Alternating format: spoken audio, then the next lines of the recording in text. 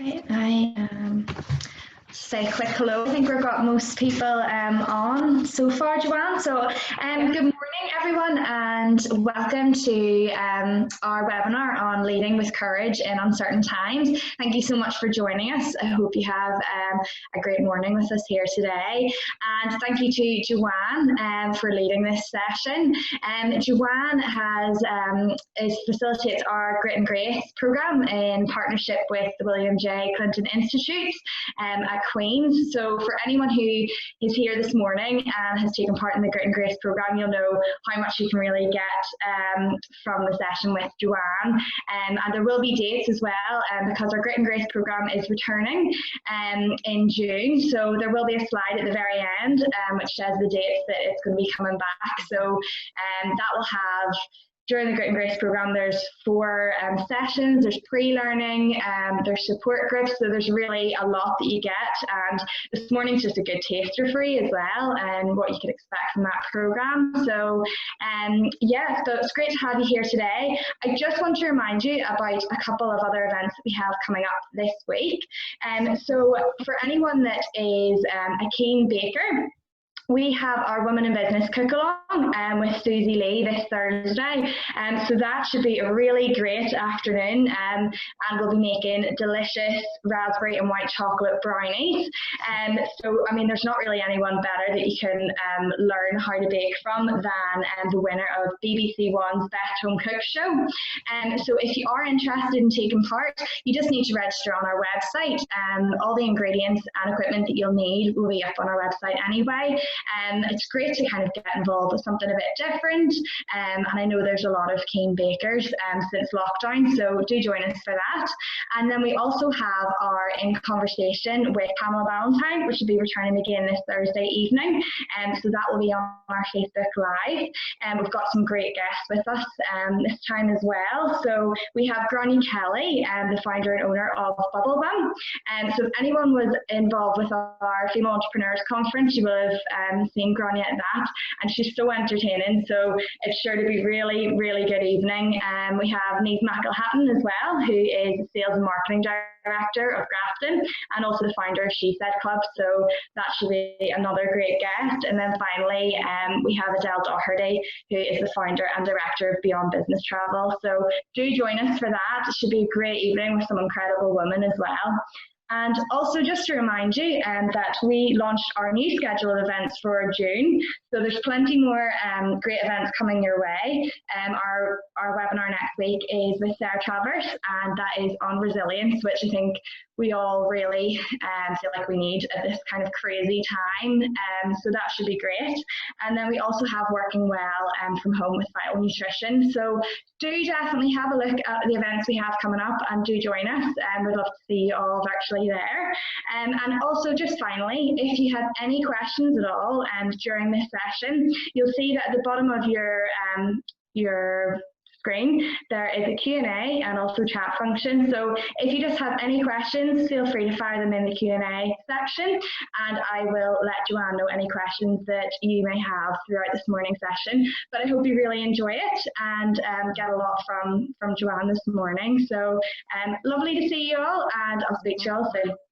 Okay, thank you so much. So good morning, everyone, and I'm so grateful to have this opportunity to be with you today as we navigate through these, very uncertain times and look at how we have the courage to do that.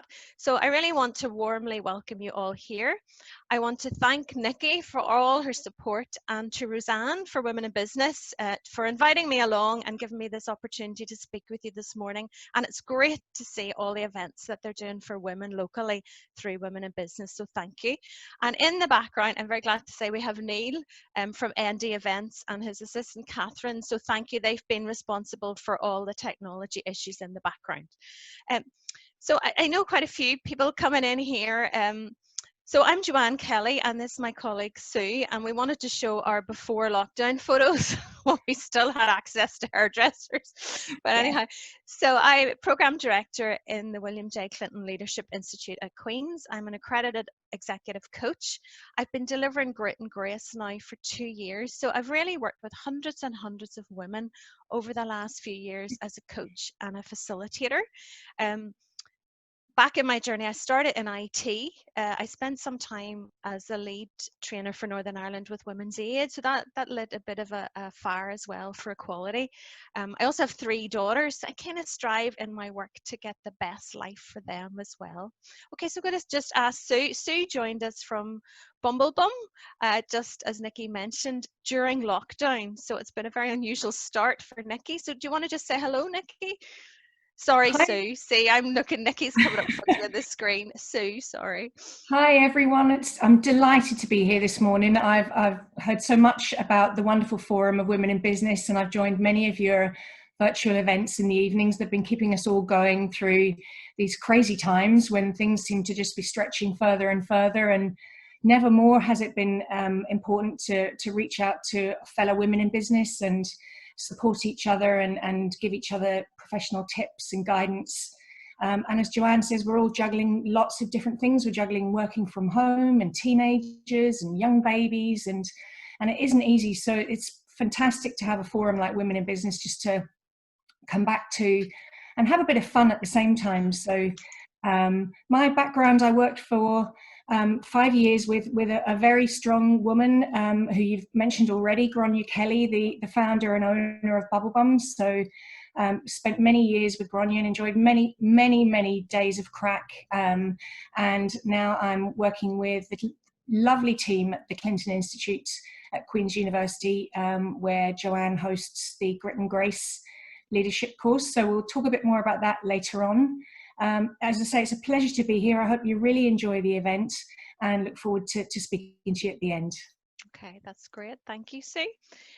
Just very briefly, the Clinton Leadership Institute set up in 2011 to increase leadership capacity of leaders in all sectors. We're a global provider of leadership development and executive education. We're part of the Queen's Management School, so we can draw on a rich base of expertise across the university. And I see a couple of colleagues from Queen's are on the call today, so you're very welcome too. So working together today, I know it's difficult, we're busy, we're multitasking, but I would just ask you, make yourself comfortable. Take a deep breath, settle into your chair, and just try to be present today. You've given up the time. I really want you to get as much value as possible out of the session. I would encourage you to participate in whatever way you can, because that also helps me to keep the session relevant to you when you're here. And also, I guess at heart, I'm used to working with people, so it's a little bit unusual to not see any faces, so it'd be great to have some response in the chat so I know you're still there. So today we'll be using the chat and the Q&A box.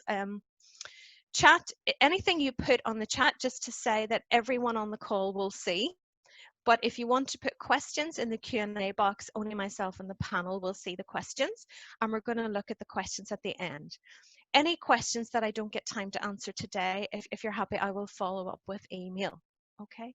And the other thing, I know we have a lot of things going on in the background, so the only one that's likely to interrupt us today is this lovely boy, Simba, but hopefully he's been well walked, so he'll stay quiet for the next hour. So the aim of today, it's to really help you go away with some practical tools to enhance your ability to lead with courage in these uncertain times. And the format, we're looking at our introductions. There's 3 parts to today's webinar. One is looking at the uncertain times, the volatile, uncertain, complex, ambiguous world that we're in, and how do we lead through that? So if we're looking at the volatility at the minute, how do we lead? Then we look in particular at how do we lead change, and we'll look at the change curve in that. And then the final part is, how do I lead with more courage? What are the things that I can do to develop my own courage? And then we'll have a conclusion, and then we'll take some questions at the end, and then Sue will come on with a final kind of finish up for the day and talk a little bit more about the courses that we're offering. So just would like to get a sense of who's here today and the background. And I'm going to launch a short poll. So if you haven't done Zoom polls before, just choose one answer that sits with you. And it's really, what is your current situation at the minute? Are you working from home employed? Is life going on as normal for you? Are you self-employed? Are you on furlough at the moment? Are you facing redundancy issues or potentially have faced redundancy issues? Are you just really busy homeschooling? or if there's another category there, just feel free, tick other, and you can chat, put where you're going in the chat box. So Neil is handling that.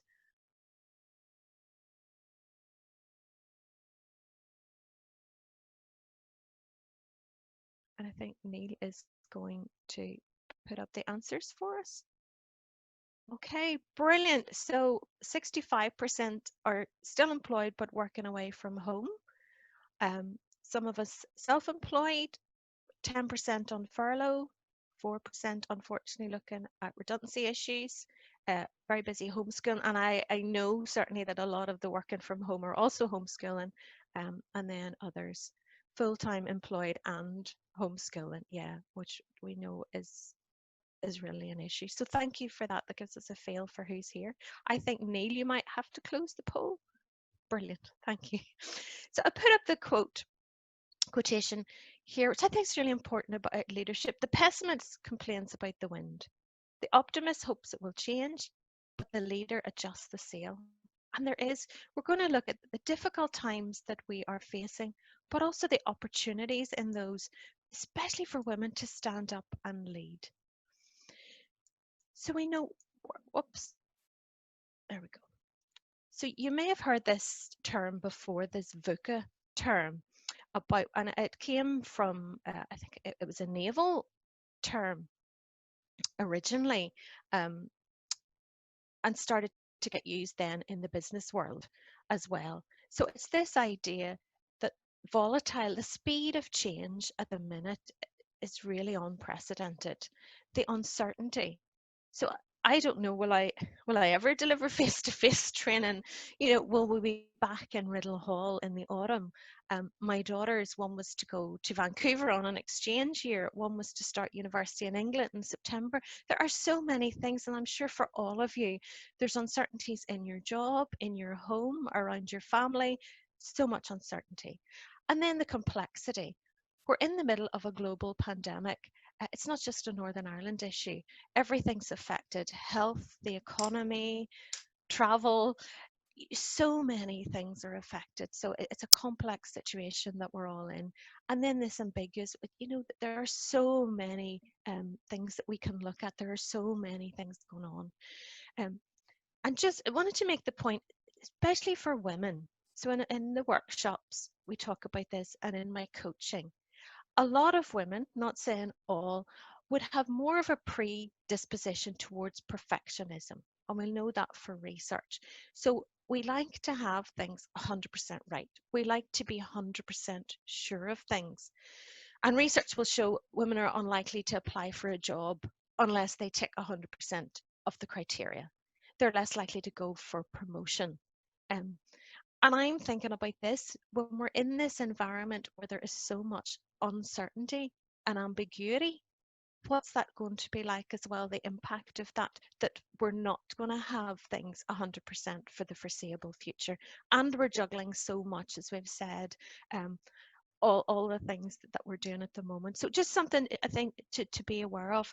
So what I would like to do is launch my second poll to think, in the midst of all of this uncertainty, just take a moment and check in. How are you feeling today?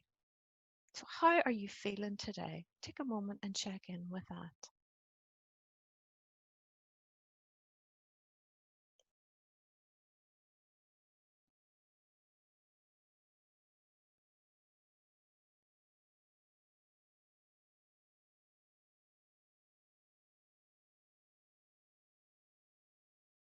Okay, that's great. Thanks, Neil. So how is everybody feeling today? Okay, energized coming up. That's really good. Glad to see that. Okay, but a spread. I mean, they're quite a lot feeling overwhelmed, and the tired. A lot of people tell me about the tired, and we look at that a little more when we look at the change curve. Yeah, changes as the day goes on. Somebody said, yeah, brilliant.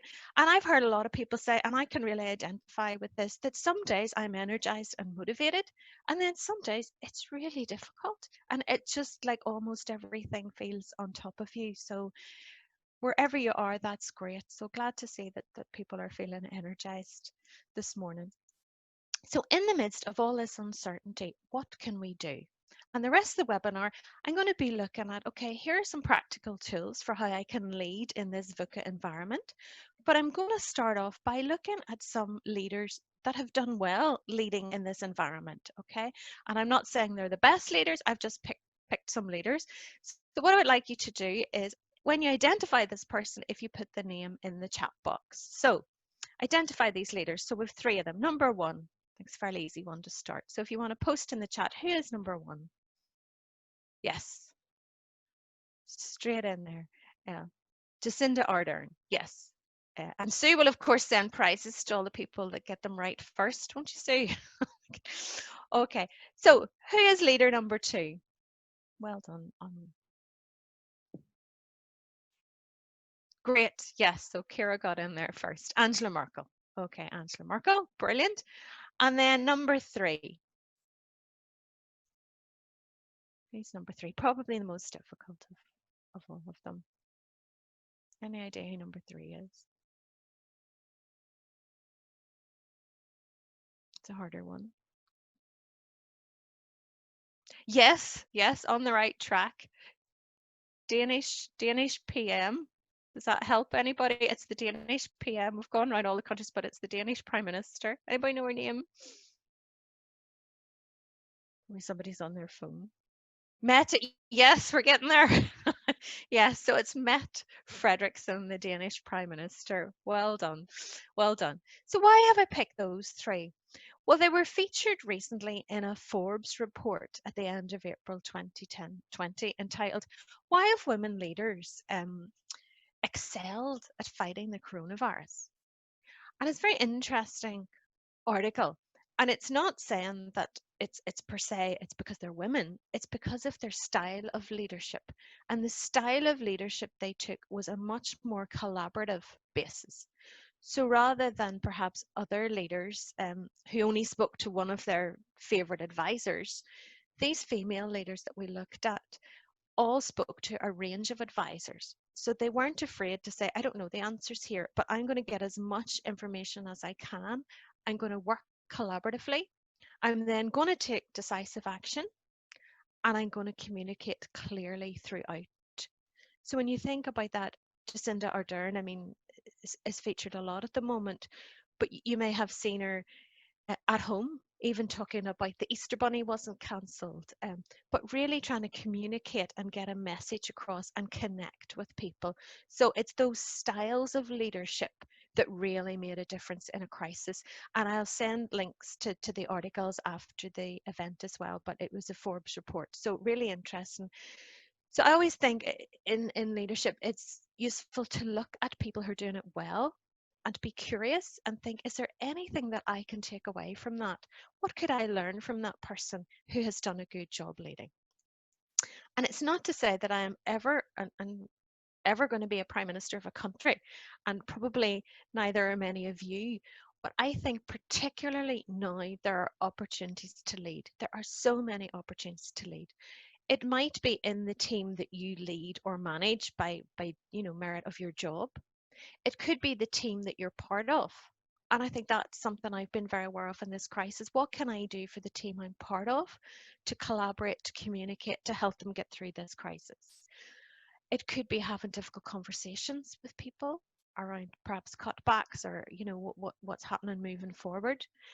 Furlough issues. I know people recently that are coming back from furlough, and that in itself is an issue, and getting used to new ways of working or going on to furlough. How do I develop new business? So moving forward, how do I expand, develop business? How do I show leadership there? It could be showing leadership in your family, in your wider family, or very much in your community. So there's so many options around leadership. And I love this quote from Simon Sinek. There are so many definitions, as you will know, of leadership. This is a very general one. And Simon Sinek said, if your actions inspire others to dream more, learn more, do more, and become more, you're a leader. And if you haven't looked up Simon Sinek, I would say Google him, look him up on YouTube. His why clip is really important, but also very interesting. His newest book, just recently published, the whole last chapter is on leading with courage. So it's something that people are thinking about at this time. So we've lots of opportunities to lead. So the first, I guess, practical tool I'm going to look at today is in the midst of all of this uncertainty. We can easily feel overwhelmed, and I know some of you had selected that, or feel helpless. What can I do? And one of the most powerful places that we come back to and perhaps anchor into is look at the areas where we actually have power and the things that we can control. And this is taken from Stephen Covey's 7 Habits of Highly Effective People, which I know has been around for over 30 years, but that's because there's still elements of truth in it. And it's a great book around time management as well. But Covey says that, people distinguish between what they can do and influence and what they can't. And there's really no point wasting a lot of our time and energy in what we can't control. So if we think about, you feel free, you can draw a circle or, even just imagine it. If you think about the outer circle, so it's the circle of concern. So it's all of the things that you are currently concerned about at the moment. So we think about the health and the environment and the economy and when will I go back to work, fears about jobs, so many things, which I imagine we could all easily fill that circle. But let's take a moment and think about, so out of all those things that I am putting into my circle of concern, so all the things that here today, 26th of May, I'm concerned about, which are the ones that I can bring influence to? Okay, so bring awareness. There are a lot of things we can't control, but there are some things that we can control. So where do you have power? What are the actions that you could take to address the things of greatest concern to you? And where are the levers of control? Where are the things that you can, concentrate your energy on? So I know for me, it's things like limiting Twitter, limiting the news that I listen to, trying to make sure I walk every day, eating healthy, thinking about your immune system, the things that I can really focus on. I can focus on work for, say, the next 8 weeks because I know what's happening for the next 8 weeks, and not focus so much on September at this time because I don't know what's happening. So be really good. Feel free to post in the chat. What have you found that's one thing that if you focus on that, that's almost like gives you more influence and control? So feel free, post in the chat. What's one thing that you've got the power to influence in the midst of all of this uncertainty? So feel free, post in the chat one thing that you've got the power to influence.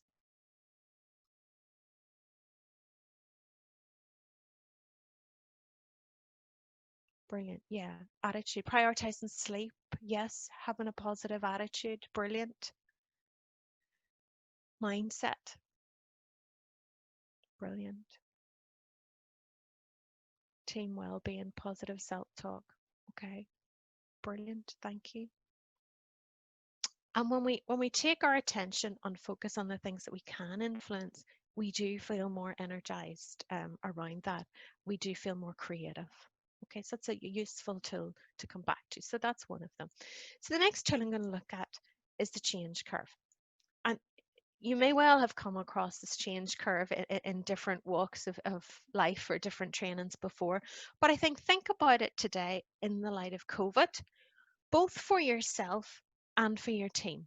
And what it helps us do is when we gain an understanding of where we are and potentially where people in our team are, then we can think about the best way to communicate and connect with them relative to the change.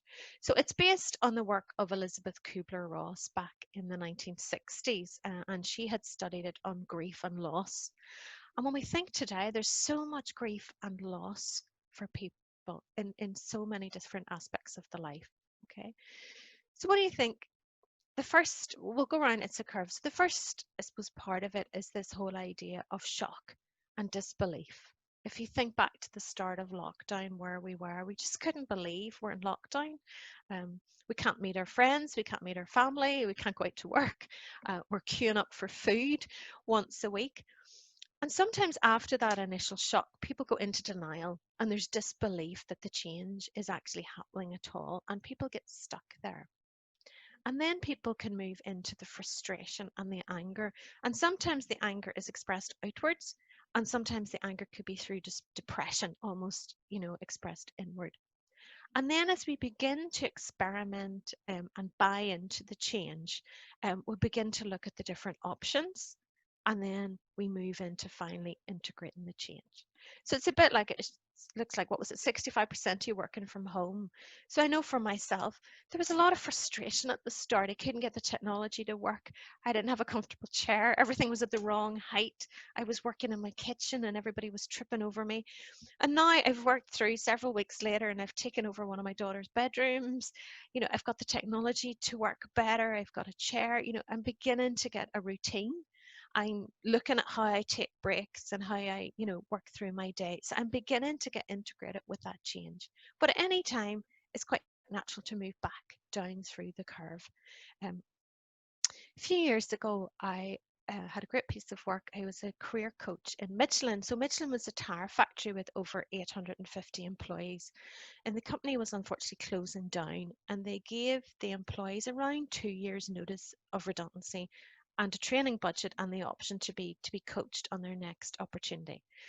And it was almost like a case study in change management, because I got to work with some of the really great guys on the factory floor, right up to the CEO of the company. And some people seize that opportunity for change. It's like many opportunities for change. And straight away, they saw opportunities, they upskilled, they left. They thought, yes, I can move on and do something. But at the end of the 2 years, there were still people in denial. There were still people stuck going, I think somebody's going to rescue the factory. And it wasn't going to happen. And I think it's not a great place to be. So think about the people in your team. Are any of them perhaps in denial and stuck with the changes and the changes that are coming up in our post-COVID world? So how do we as leaders help people to move through this? So couple of ideas around this. So at the start, when people are in shock and they're in denial, they need time to express that. And it could be around asking them questions. How do you feel about the change? Let them process the ending, the losing, the letting go, and let them start to adjust to a new frame of reference. So it's a bit like working from home is my new frame of reference where I am at the moment.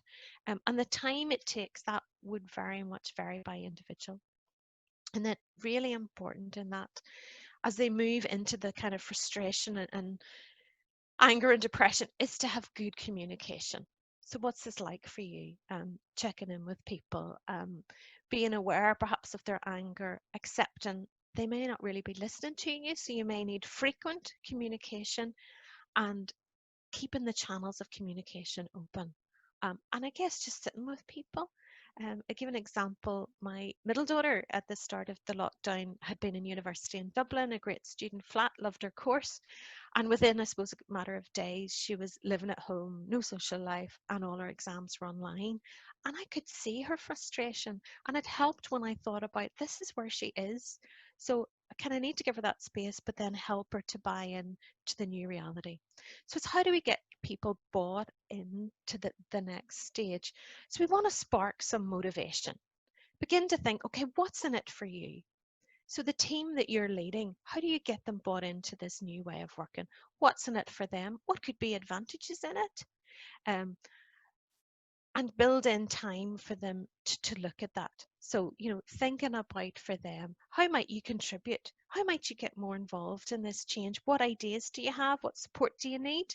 And when people start to get involved, they get more engaged then in the change and they find it more difficult to resist it. So it does help them to move through that curve.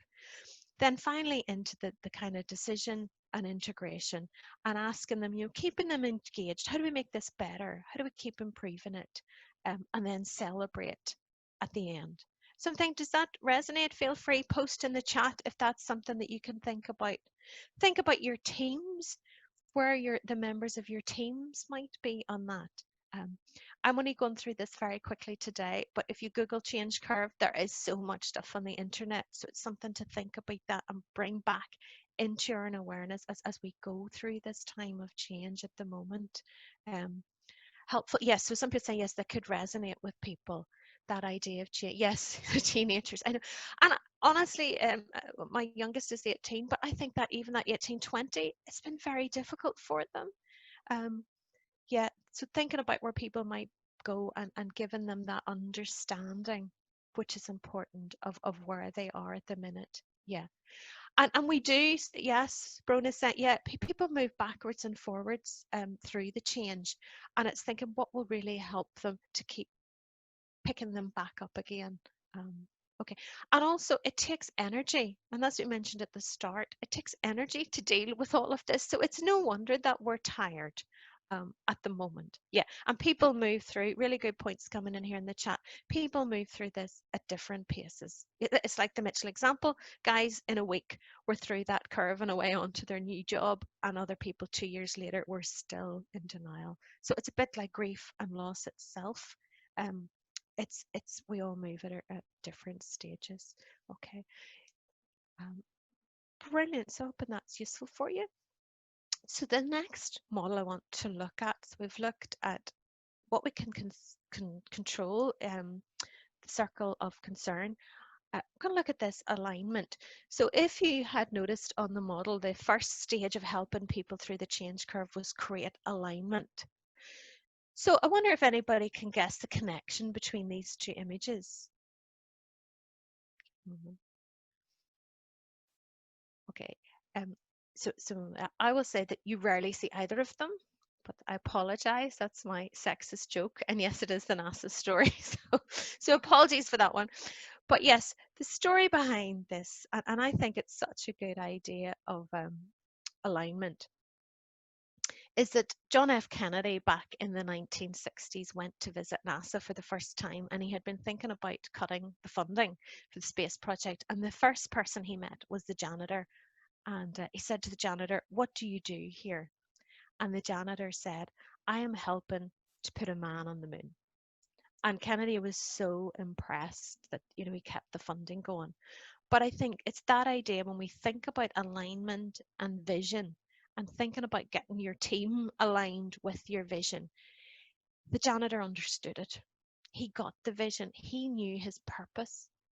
And I think that's so important at the moment for teams. We know the best teams have a sense of purpose and direction and a vision.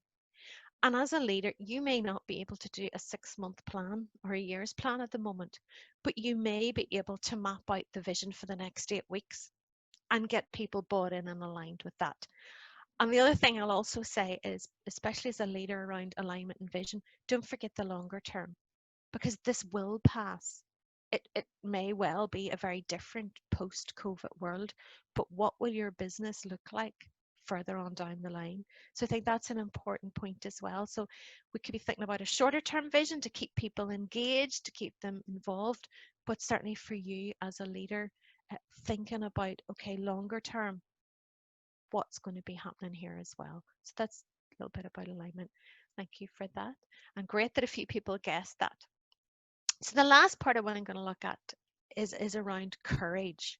So I'm going to launch our final poll. Thank you very much to Neil. What helps you be courageous? And I know we have a wealth of experience here in the webinar today. So what helps you be courageous?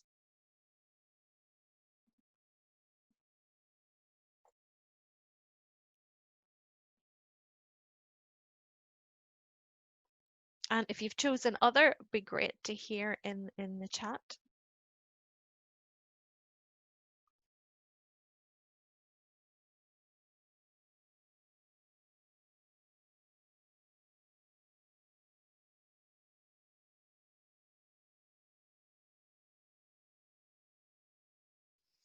Okay, really interesting to see this. So 33% of you said that your own self-belief and your own values helped you to have courage. And that's such an important one. What you believe in, what drives you, what gets you to do the right thing, gets you to get up in the morning. So that's really good. And then what's the next highest there was support from your team and colleagues. Brilliant. So that helps you. Less were coach and mentor, and then other and past experience helping as well. So really good range. And I know we have a wealth of experience in the room today. So thank you for sharing that. We know that it helps to build courage when we take steps out of our comfort zone. And that's quite a lot of what we focus on in Grit and Grace around building confidence, building courage. It's taking those small actions out of our comfort zone, but feeling supported. And that's why I think it's great to see that people were saying that they got support from their team and their colleagues. So it's thinking about what are the small steps that I can take to get out of my comfort zone. And here I am delivering a webinar. It feels like a very large step out of my comfort zone today. But anyhow, I'm going to start with a definition of courage that I read recently. And it's from John Wayne, who doesn't normally get quoted in female leadership training, as you can imagine. But John Wayne said that courage is being scared to death, but saddling up anyway. I think there's something about that. So we can look at things that help us to be courageous, but that doesn't mean that they're going to take away necessarily the fear. But it's things that help us to be courageous. And these are just some of my ideas. I absolutely welcome you to put in the chat if there are some other ideas that you have too. But that idea, supportive colleagues. I have coached many women who've had really supportive managers who have pushed them, who've said, okay, if the next step in your career is X, you need to chair that conference or you need to do X. And that has really helped with courage. Having a coach and a mentor, I know in my own life, when I've had difficult decisions to make, when I've had, things that I needed to do, having a coach to hold me to account, to encourage me to take small steps, and also to offload with when things didn't always go the way I had hoped. And that, the more we step up and be courageous, the more things will go wrong as well. So it's about letting go of that perfectionism and trying things as well. Okay. Okay, somebody said ensuring your internal voice says you're phenomenally courageous. I love that. Brilliant. One of the things I think helps me is somebody give me this phrase, to take imperfect and brilliant action. And that really worked for me. So I can't take perfect and brilliant action because I'm not there yet. But in many things, it's okay. Let's just take some imperfect action for now. Okay. Rather than getting stuck, let's take action.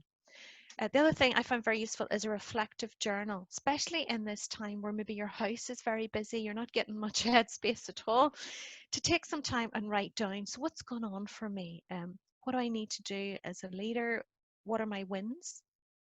The idea of gratitude. So in the morning, what am I grateful for? Setting positive affirmations for the day, positive intentions, which a lot of you have mentioned in the chat. And then perhaps at the end of the day, 3 things that I am grateful for.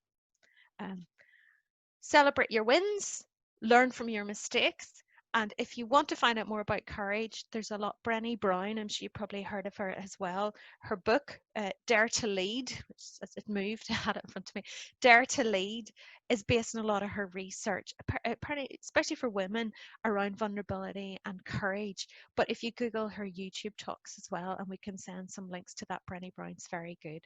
And people send very much support from their family. It helps them to have courage as well. So any other things around courage, just post that in the chat, because I know we can learn together.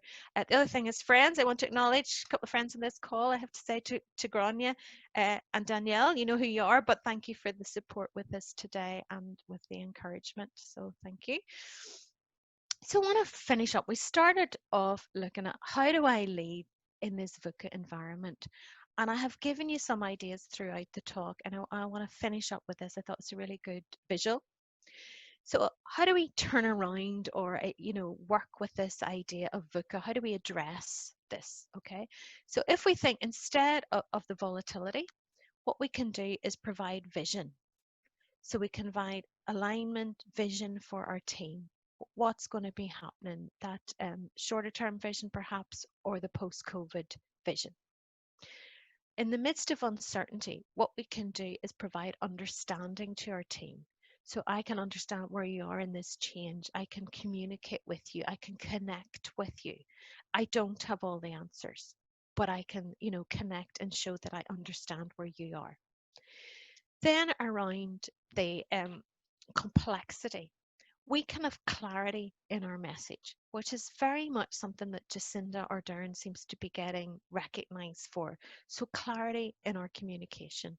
And I think a really good example of that, no matter about your political backgrounds, would be around St. Patrick's Night, when Leo Varadkar stood up and he spoke and said, this is a very complex issue. We're in it together. We'll work through this together. And he had a path for how they were going to work through that together. So that's really important in the midst of the complexity, given that clarity. And then the last one, which we don't want the ambiguity, we don't want it to trip us up, especially as women. So the response to that is agility. How do we turn around? How do we take action quickly? And it could be that imperfect and brilliant action that we're taking. But I'm thinking one area that so many of you can see from this call, homeschooling. Look at the agility that you gave to that, how quickly you turned that around, which would have been unheard of, I imagine, this time last year. So those are, I think it's really useful acronym to think about. So, how do we lead in the VUCA environment? And think about, we provide vision, we show understanding of people through the change, we have clarity in our communication, and we have this agility. We can take imperfect action. Just start to take action. Okay, brilliant. So I'm almost finished, but I couldn't finish without my favorite quote from Amelia Earhart. So I don't know if you've heard of Amelia Earhart. Back in May 1932, she was the first woman to fly solo across the Atlantic. And she said, some of us have great runways already built for us. And if you have one, take off. And if you don't have one, realize it is your responsibility to grab a shovel and build one for yourself and those who will follow after you. So that's my encouragement to you today, to think about those areas where you can take up a shovel, and in the midst of this environment that we're in, you can make a difference with your leadership in your community, your family, in your business. So, conclusion of what we've looked at, we looked at the VUCA world, we've looked at some tools, we've looked at leaders who are excelling in this world today, and I can send you the link. We've looked at our circle of influence, where are our levers of control? We've looked at the change curve. We've had some ideas around courage, and we've looked at this turning around to vision, understanding, clarity, and agility. So I hope that there are some key takeaways that you can take and apply to your own situation. And I'd be really interested if you would even post in the chat box one takeaway that you would put from today, one thing that you're going to take away. So I'd encourage you, just post in the chat, celebrating achievements. Yeah, breaking down the situations. That's really great. Practical responses. Okay, yeah, it's those practical ideas to build courage as well and to help people with change. Yeah, love the new book. Yes, I really like that. Much more positive. Okay, so thank you so much for your participation. I want to give you a virtual high five because we've got through it and the technology seems to have worked and everybody has participated, so that's really fantastic. But it's really important, I think, with your team, create a space to acknowledge what's gone on for them, and then you as a leader bring perspective to that, and thinking about hope. And we used to talk about a leader's a dealer in hope. So how can you bring hope? And underneath all that, I think really important self-care as women. You've got to look after your own well-being. Put your own oxygen mask on as well. So look after yourself. So I just encourage you, in any kind of leadership context, take up your shovel, bring people together, help them to connect and collaborate and support each other at this time. Okay, brilliant. Okay, so I'm open now to some questions. You can put some questions in the chat box, or you can put them in the Q&A box. If you put them in the chat box, other people can see them. If you put them in the Q&A, only us as panelists can see them. So really good, great. And I really like, somebody said, it's a positive way to start the day. Great, and thank you all for your participation. And do link in with us on Twitter as well. Okay, great. So I'm going to go to the Q&A. So you see if we have any questions. Can you do more women in business webinars? Well, if they'll have me, so thank you. Okay, so any other questions on anything around today? We're more than happy to answer them.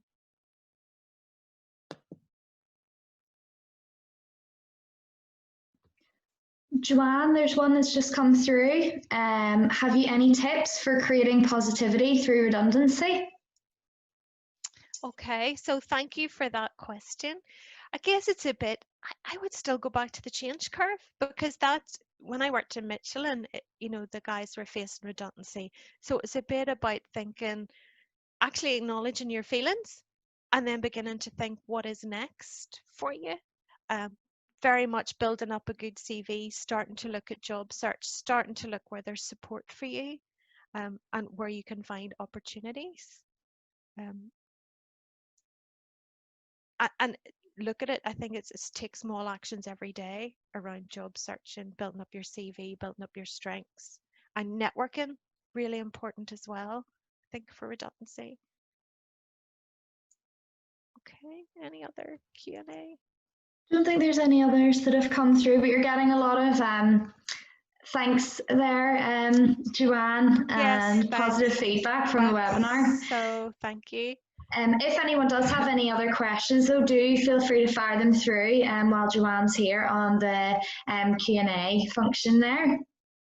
Yeah, or I'm happy to send me an email, happy to follow up with an email as well. So how do you manage along the change curve if you and another member of team are on the same stage?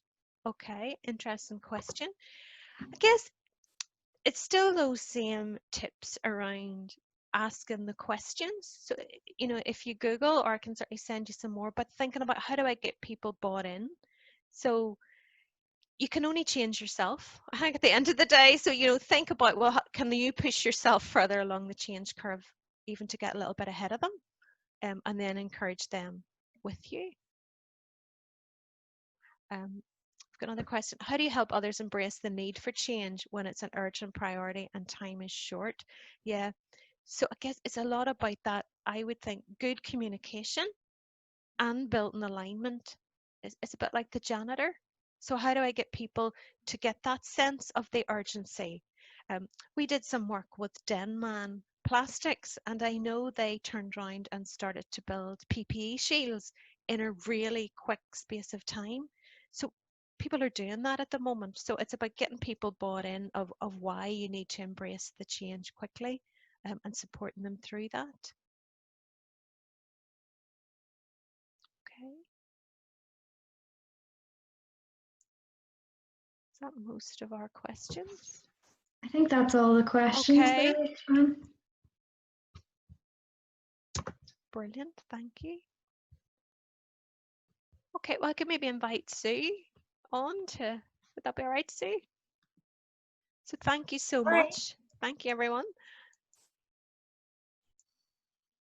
That's great. And Joanne, thank you so much for that. It was, I'm sure everybody will agree, it was a really insightful and practically very helpful masterclass. And that really is a taster for the Grit and Grace course that Joanne leads. The next cohort we'd love you to join us is on the 17th of June. So we have a 3-day interactive program. The sessions are all very interactive, as I've said, and they are across the morning sessions, so you should be able to fit it across your schedule. We have special guest speakers on the last day, including Rosemary Stalker and Kathy Brennan. And Women in Business members benefit from a special discounted rate, so you will save £100 if you book through your Women in Business membership. The feedback from me joining the Institute fairly recently, it's wonderful to be able to present so many powerful leadership courses that can really help women to empower themselves. The Grit and Grace cohort, especially the course, will help you to lead with courage and apply those insights into your daily professional and working lives.